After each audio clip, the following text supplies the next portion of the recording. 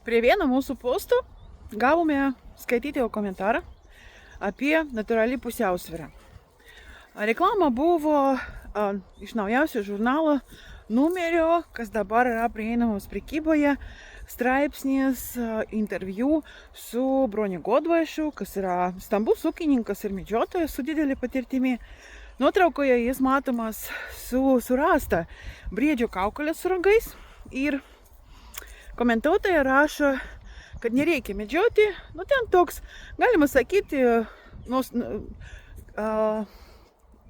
gražus tas komentaras, garbingas, be įžeidimų tokių medžiotojams, bet idėja pati yra tokia, kad natūrali pusiausvyra gali sutvarkyti viską pati. Tai aš labai norėtų, kad jūs pagalvotų apie tokį štai dalyką, kad natūrali pusiausvyra yra įmanoma tik tuose planetos vietose, kur žmonių nėra. O kur mes esame, kur mes gyvename, kur mes ir norime gyventi, tur tokia natūrali pusiausvyra jau nebeįmanoma. Nes ne tik yra miestai, keliai, mašinos, mūsų sodybos, kur mes labai norim būti gamtoje šalia ir mėgautis visų gamtos reiškinių. Bet yra irgi mūsų ūkis. Ūkinė veikla ir miškininkystė.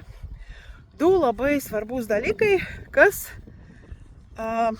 keičia visą pusiausvyrą gamtoje dėl to, kad sudaro labai didelį papildomą maisto kiekį.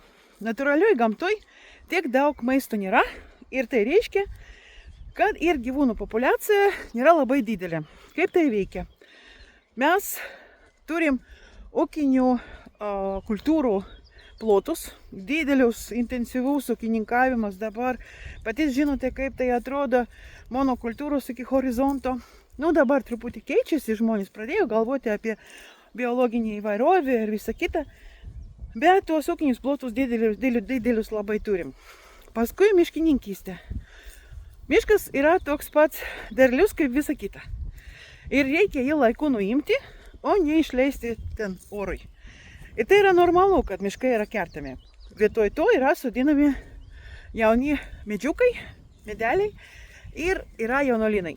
Ir ką tai reiškia? Visas tas ūkinės kultūros ir tie jaunuolynai yra labai geras maistas gyvūnams. Ir veisiasi kanopiniai gyvūnai, veisiasi smulkus plėšrūnai ir aišku veisiasi dideli plėšrūnai, vilkai, lokiai ir dabar ir šakalai, kas ateina į Lietuvą. Daug jų nėra, bet jie yra. Ir todėl galima sakyti, kad natūrali pusiausvyra jau nebeįmanoma šiuolaikiniam pasaulyje.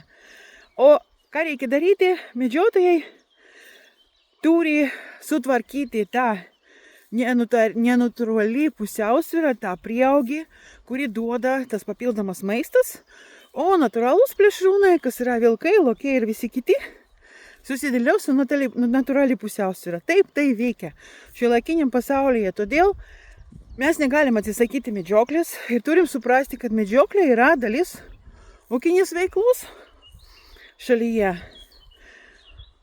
Tokie pasimąstymai. Žiūrėkite daugiau minčių video įraše. Nuoroda yra pridėta po šito įrašo.